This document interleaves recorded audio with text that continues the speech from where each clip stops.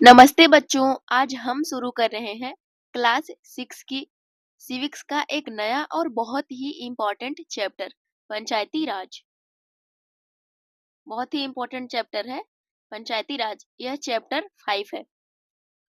आप सबने अपने आसपास कभी ना कभी सुना होगा सरपंच जैसे नाम, ग्राम सभा, पंचायत। लेकिन क्या आप जानते हैं कि यह सब क्या होता है? कौन होता है सरपंच? ग्राम सभा क्या करती है? गांव के लोग फैसले जो गांव होता है उसका फैसला किसके द्वारा लिया जाता है? बस इसी के बारे में आज हम पढ़ेंगे, एकदम आसान भाषा में और छोटी छोटी बातों से समझने की कोशिश करेंगे। तो देखिए, जैसा कि आप सब जानते हैं कि इस चैप्टर का नाम है पंचायती राज। तो पंचायती राज क्या होता है? देखिए, सीधे सीधे मतलब पंचायती राज का मतलब होता है कि गांव के लोगों के द्वारा चलाई जाने वाली सरकार। गांव के लोगों के द्वारा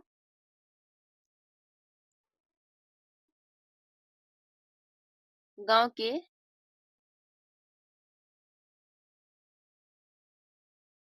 लोगों द्वारा चलाई जाने वाली सरकार। चलाई जाने वाली जो सरकार होती है उसी को हम कहते हैं पंचायती राज। तो हर गांव में कुछ नए चुने गए लोग होते हैं जो मिलकर फैसला लेते हैं कि पानी कहाँ आएगा, रोड कैसे बनेगी और स्कूल में क्या क्या सुधार किया जाए, क्या सुविधाएं दी जाए, क्या क्या दी जाए। तो हम शुरू करते हैं अपने चैप्टर को। तो चलिए धीरे धीरे करके हम छोटी छोटी चीजों को समझने की कोशिश करेंगे। तो आइए शुरुआत करते हैं। सीधे से याद रखिएगा, सिंपल सी बात कि पंचायती राज का मतलब होता है कि जो गांव के लोग होते हैं उनके द्वारा जो सरकार चलाई जाती है, जो गांव के प्रतिनिधियों को चुना जाता है और जो उनका शासन चलाते हैं, गांव का शासन प्रशासन चलाते हैं। यहाँ पे देखिए कुछ चित्र दिया गया है, यह लोग हैं गांव के। चलिए शुरू करते हैं। आज का दिन बड़ा खास है। सभी लोग जल्दी जल्दी ग्राम सभा के लिए जा रहे हैं। क्या आपको पता है क्योंकि पंचायत के चुनाव के बाद आज पहली बार ग्राम सभा की बैठक हो रही है। हरदास के गांव के लोग यह जानने के लिए बहुत उत्सुक हैं कि नई पंचायत ने उनके लिए क्या योजना बनाई है। पहले से जो चीजें होती हैं लोग बताते हैं अपना अपना कि हमें क्या करना है। तो यहीं पे लोग बहुत उत्सुक हैं, बहुत खुश हैं। पंचायत के बाद पहली बार ग्राम सभा की बैठक हुई है। तो देखिए यहाँ पे ग्राम सभा क्या होती है। सबसे पहला तो ग्राम सभा की बैठक की शुरुआत में सरपंच और पंच ने सड़क की मरम्मत पर होने वाले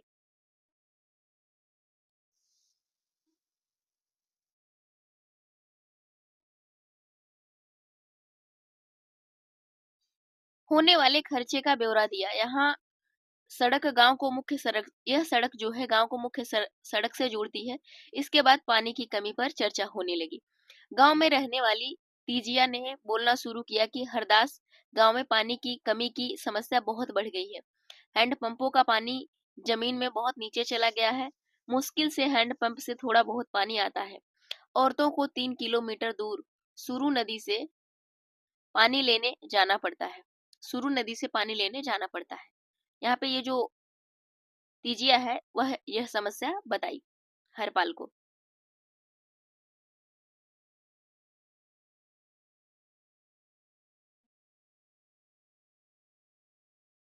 एक सदस्य ने सुझाव दिया कि सुरु नदी का पानी पाइप से लाकर गांव में एक बड़ी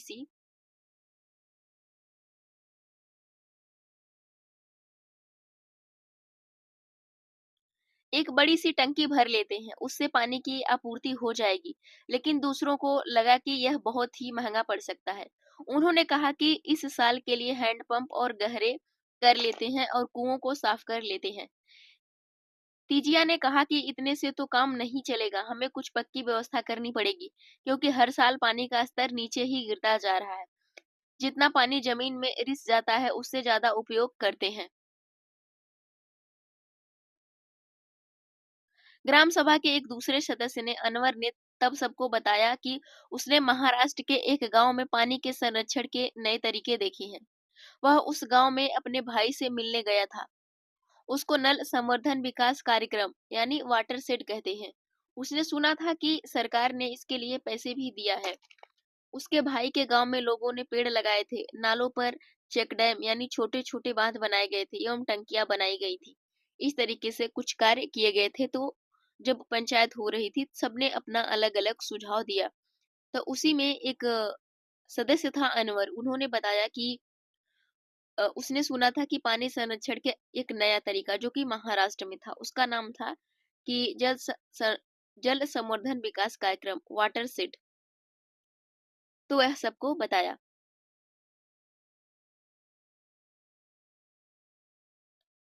सबको अनवर का यह विचार बड़ा अच्छा लगा। सबने ग्राम पंचायत को इसके बारे में पता लगाने के लिए कहा। जो अनवर बताया सबको ठीक ठाक लगा, इसलिए सबने कहा कि इसके बारे में कुछ और जानकारी इकट्ठी की जाए। ग्राम सभा में चर्चा के लिए अगला मुद्दा था गरीबी रेखा के नीचे आने वाले लोगों की सूची पर स्वीकृति लेना। जैसे ही सूची में दर्ज नाम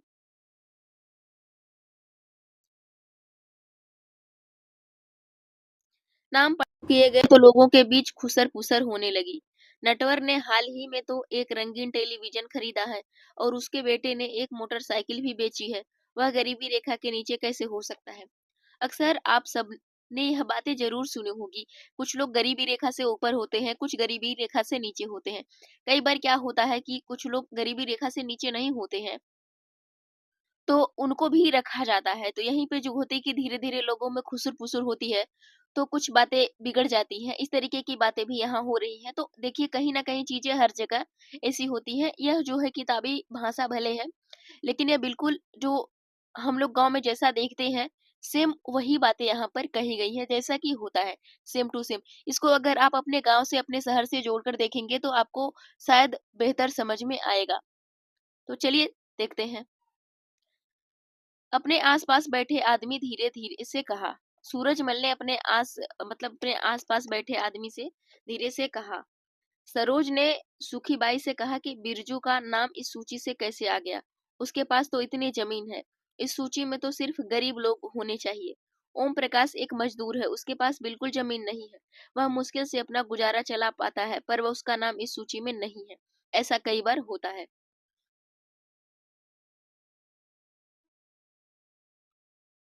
सुखीबाई ने कहा, तुम्हें तो पता ही है कि नटवर और बिरजू अमीरचंद के दोस्त हैं। अब अमीरचंद को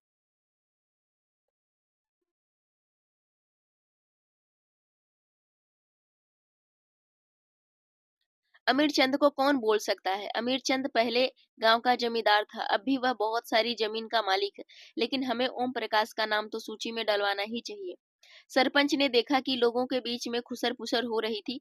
उन्होंने पूछा कि अगर किसी को कुछ कहना है तो कहे।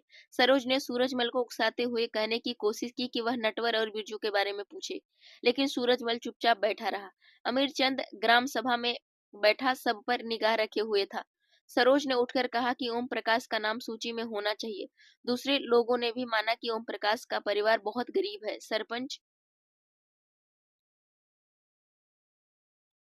सरपंच ने पूछा कि उसका नाम सूची में क्यों नहीं था। जिस व्यक्ति ने गरीबी रेखा के नीचे आने वाले परिवारों का सर्वेक्षण किया था, उसने बताया कि मैं ओम प्रकाश के घर कई बार गया, पर हर बार वहां ताला लगा हुआ था। वह शायद कहीं काम ढूंढने के लिए गया हुआ था। सरपंच ने कहा कि ओम प्रकाश की पारिवारिक आय देखी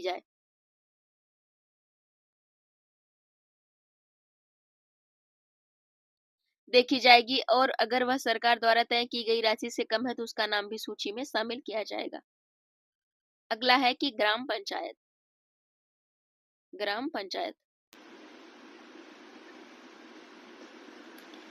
अब अगला शब्द आता है ग्राम पंचायत के बारे में देखने से पहले कई सारे इम्पोर्टेंट जो टॉपिक है यानी इम्पोर्टेंट बातें कुछ कही गई हैं जो बॉक्स में है।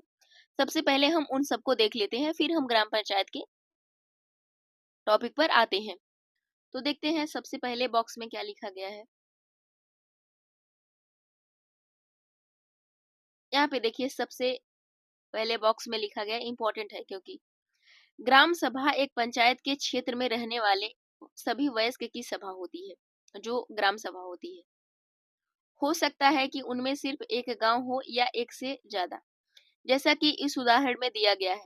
कई राज्यों में हर गांव की ग्राम सभा की बैठक अलग-अलग होती है। कोई भी व्यक्ति जिसकी उम्र कोई भी व्यक्ति कोई भी व्यक्ति जिसकी उम्र 18 वर्ष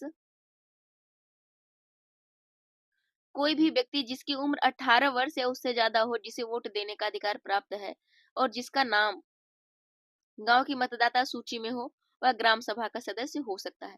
यानी कहने का मतलब है कि अगर आपका नाम जो है कि वोटर आईडी में दिया गया है और आपकी उम्र 18 वर्ष है, तो यानी कि आप मतदाता सूची में हो सकते हैं, आप मतदान कर सकते हैं। मत जो मतदान करने के लिए कम से कम 18 साल आयु होनी चाहिए और चुनाव जो होता है लड़ने के लिए 21 वर्ष। अब यही देखते हैं अगले बॉक्स में क्या दिया गया है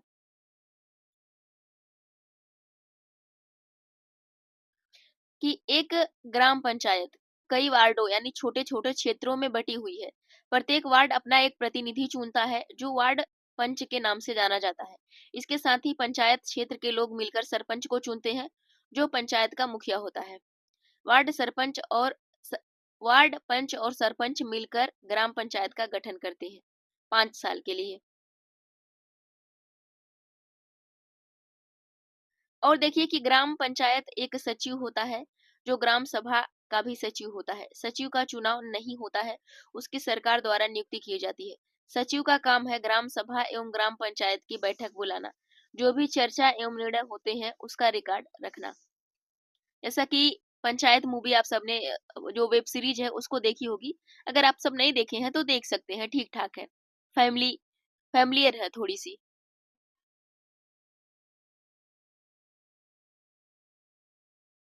यहाँ पे देखिए कुछ प्रश्न मन में उठते हैं।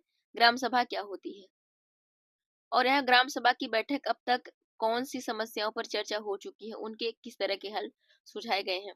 यहाँ पे जैसा कि हम सब ने अभी पैराग्राफ पढ़ा तो वहाँ पे कई सारी बातें हुई थी। सड़क के बारे में हुई थी, पानी के बारे में हुई थी। तो इस तरीके से कुछ चर्चाएं हुई थी, उनका समस्या का समाधान भी किया गया था। अब आगे देखते हैं। अगले बॉक्स में देखिए कि एक ग्राम पंचायत पूरे गांव के हित में निष्पक्ष रूप से काम कर सके, इससे ग्राम सभा की महत्वपूर्ण भूमिका है। ग्राम सभा की बैठक में ग्राम पंचायत अपनी योजनाएं लोगों के सामने रखती है। ग्राम सभा पंचायत को मनमाने ढंग से काम करने से रोक सकती है। साथ ही पैसों का दुरुपयोग एवं कोई गलत काम न हो इसकी निगरानी भी कर सकती है। इस तरह से ग्राम सभा चुने हुए प्रतिनिधियों पर नजर रखने और लोगों के प्रति उन्हें जिम्मेदार एवं जवाबदेह बनाने हेतु बहुत ही महत्वपूर्ण भूमिका निभाती है।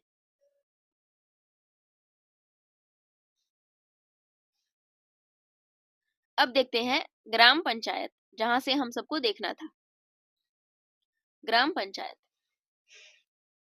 ग्राम पंचायत की नियमित रूप से बैठक होती है। उसका मुख्य कार्य उसके क्षेत्र में आने वाले गांवों के विकास एवं कार्यक्रम लागू करवाना होता है। जैसा कि आपने देखा कि ग्राम सभा ही पंचायत के काम को स्वीकृति देती है, तभी पंचायत अपना काम कर पाती है।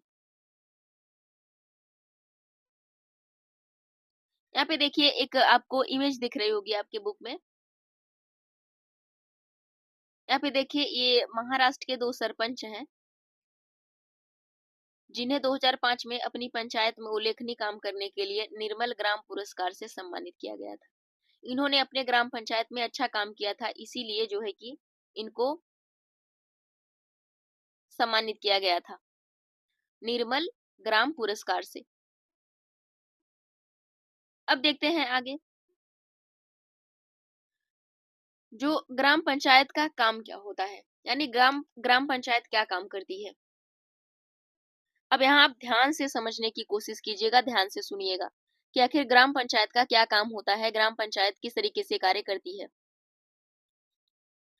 तो सड़कों, नालियों, स्कूलों, भवनों, पानी के स्रोतों और अन्य सार्वजनिक उ- उपयोग के भवनों का निर्माण और रखरखाव, यह जो है कि ग्राम पंचायत का कार्य होता है। सड़कों का निर्माण निर्माण करवाना, नालियों का निर्माण करना, स्कूल बनवाना, भवनों और पानी के स्रोतों और अन्य सार्वजनिक जो उपयोग की जगहें होती हैं, उनका निर्माण करवाना और उनकी देखभाल करना। स्थानीय कर लगाना और इकट्ठा करना, गांव के लोगों को रोजगार देने संबंधी सरकारी योजनाएं लागू करना। हालांकि ऐसा होता नहीं है, बहुत कम होता है, कहीं कहीं होता है। ग्राम पंचायत की आमदनी के स्रोत। ग्राम पंचायत की आमदनी के स्रोत कौन कौन से होते हैं? ग्राम पंचायत की आमदनी के स्रोत घरों एवं बाजारों पर लगाए जाने वाले कर से मिलने वाली राशि, विभिन्न सरकारी विभागों द्वारा चलाई गई योजनाओं की राशि जो जनपद एवं जिला पंचायत द्वारा आती है, समुदाय के काम के लिए मिलने वाले दान। जो समुदाय के काम के लिए मिलने वाले जो दान होते हैं उनको भी शामिल किया जाता है। अब देखते हैं आगे। कुछ राज्यों में ग्राम सभाएं काम करवाने के लिए समितियां बनाती हैं। उदाहरण के लिए निर्माण समिति। मान लीजिए कि गांव में एक सामुदायिक केंद्र का भवन बनवाना है, तो यह काम निर्माण समिति करेगी। इस समितियों में कुछ सदस्य ग्राम सभा के होते हैं और कुछ पंचायत के। ये दोनों मिलकर ग्राम के विकास के लिए काम करते हैं। चलिए देखते हैं कि हरदास ग्राम पंचायत क्या क्या कार्य किया है। हरदास गांव की ग्राम सभा में पानी की समस्या को सुलझाने के लिए जो विकल्प दिए थे, क्या वे आपको याद है? हाँ, वहां पे एक विकल्प दिया गया था। जब हरदास ग्राम पंचायत की बैठक हुई थी तो कुछ पंचों ने इस मुद्दे को दोबारा उठाया था। इस बैठक में सरपंच, पंच और सचिव भी उपस्थित थे। पंचायत के सदस्यों ने पहले एक कुआं साफ करने और 2 हैंडपंपों को गहरा करने का विकल्प पर सोच विचार किया था। यही बात वहां पर कही गई थी, ताकि गांव को पानी के बिना न रहना पड़े। सरपंच ने सुझाव दिया था कि चूंकि पंचायत के पास हैंडपंप की देखरेख मद में कुछ पैसा है, सो उन्हीं पैसों को काम में लगाया जा सकता है। इस पर सभी सदस्य मान गए और सचिव ने उसके निर्णय को रजिस्टर में दर्ज कर दिया।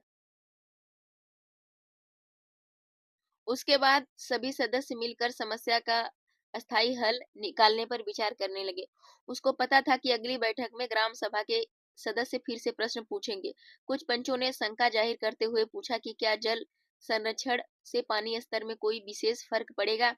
इस पर बहुत चर्चा हुई। अंत में यह निर्णय हुआ कि ग्राम पंचायत खंड विकास अधिकारी से बात करके इस योजना पर अधिक जानकारी इकट्ठा करेंगे। इसके लिए खंड जो विकास अधिकारी है उनसे बात करने की जरूरत है। अगला प्रश्न है कि हरदास ग्राम पंचायत में क्या क्या निर्णय लिए गए थे।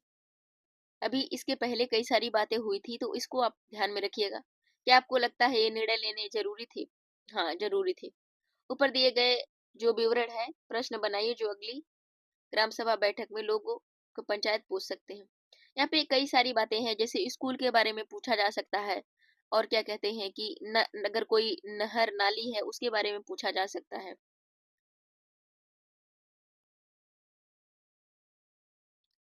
यहाँ पे देखिए आपको अच्छे 2 इमेज दिख रहे होंगे, बिल्कुल ठीक ठाक। यहाँ पे देखिए कि जल संवर्धन विकास कार्यक्रम ने केवल 2 वर्ष में इस बंजर भूमि को हरे भरे मैदान में बदल दिया, क्योंकि संरक्षण किया गया था। तो यहाँ पे देखिए पहले ऐसा था, उसके बाद ऐसा हो गया। पंचायत के 3 स्तर। तो देखिए यहाँ पे पंचायत के 3 स्तर कौन कौन से होते हैं। पंचायत के 3 स्तर। हरदास गांव की ग्राम सभा और पंचायत के बारे में पढ़ने के बाद आपको समझ में आ ही गया होगा कि पंचायती राज व्यवस्था एक ऐसी प्रक्रिया है जिसके द्वारा लोग अपनी सरकार में भाग लेते हैं। ग्रामीण क्षेत्रों में ग्राम पंचायत लोकतांत्रिक सरकार का पहला स्तर है। ग्राम पंचायत ग्राम सभा के प्रति जवाबदेह होती है, क्योंकि ग्राम सभा के लोग ही उसको चुनते हैं। पंचायती राज व्यवस्था में लोगों की भागीदारी 2 और स्तरों पर होती है। ग्राम पंचायत के बाद दूसरा स्तर विकास खंड का होता है। ग्राम पंचायत के बाद विकास खंड का होता है दूसरा जो नाम होता है। इसे जनपद पंचायत या पंचायत समिति कहते हैं। एक पंचायत समिति में कई ग्राम पंचायतें होती हैं। पंचायत समिति के ऊपर जिला पंचायत या जिला परिषद होती है। यह तीसरा स्तर होता है। सबसे पहला जो होता है वह होता है ग्राम पंचायत, उसके बाद विकास खंड, उसके बाद जिला पंचायत या जिला परिषद। तो इस तरीके से जो 3 स्तरीय पंचायत होती है। एक जिले के एक जिले के स्तर पर विकास की योजनाएं बनाती है। पंचायत समिति की मदद से जिला परिषद सभी पंचायतों में आवंटित राशि के वितरण की व्यवस्था करती है। संविधान में दिए हुए निर्देशों के आधार पर देश के हर राज्य में पंचायती राज से जुड़े कानून बनाए गए हैं। इसीलिए पंचायत संबंधी कानून हर राज्य में कुछ अलग-अलग हो सकते हैं। इसके पीछे मुख्य विचार यही है कि अपने गांव की व्यवस्था में लोगों की भागीदारी बढ़े और उन्हें अपनी आवाज उठाने के लिए ज्यादा से ज्यादा मौका मिले अपनी आवाज उठाने के लिए। अगला प्रश्न है, अपनी अध्यापिका से मिलकर जो है कि आप रिक्वेस्ट करें, जैसे प्रतिनिधियों जैसे पंच, सरपंच, जनपद सदस्य को कक्षा में आमंत्रित करके उनके काम जिम्मेदारियों की बातचीत करें। कई बार ऐसा बुलाया जाता है, हालांकि लोग करते नहीं हैं। आप रिक्वेस्ट कर सकते हैं अगर आप हैं। तो यह हमारा चैप्टर जो है कि बहुत छोटा सा था। आज हम सबने देखा कि जैसे ग्राम सभा क्या होती है, ग्राम सभा के कार्य क्या होते हैं, उसके बाद किस तरीके से काम करती है, और ग्राम पंचायत के सदस्य की उम्र क्या होनी चाहिए, जो मतदाता होते हैं उनकी उम्र क्या होनी चाहिए, कौन-कौन सी समस्याएं जो होती हैं वह आती हैं एक ग्राम सभा के अंदर, उसका निवारण कौन-कौन करता है। तो आशा करते हैं कि यह चैप्टर आप सबको बहुत अच्छे से समझ में आ गया होगा। अगर आपको समझ में आया तो हमारे चैनल को सब्सक्राइब करें, अपने दोस्तों को शेयर करें और कमेंट बॉक्स में ज़रूर बताएं कि आपको अब अगला चैप्टर कौन-सा चाहिए और कौन-सी अगली बुक शुरू की जाए, और कोई कमी है तो उसको भी बताने की कोशिश कीजिएगा। चलिए हम मिलेंगे अब आपको अगले लेक्चर में। Thank you so much. अपना ध्यान रखें। जय हिंद।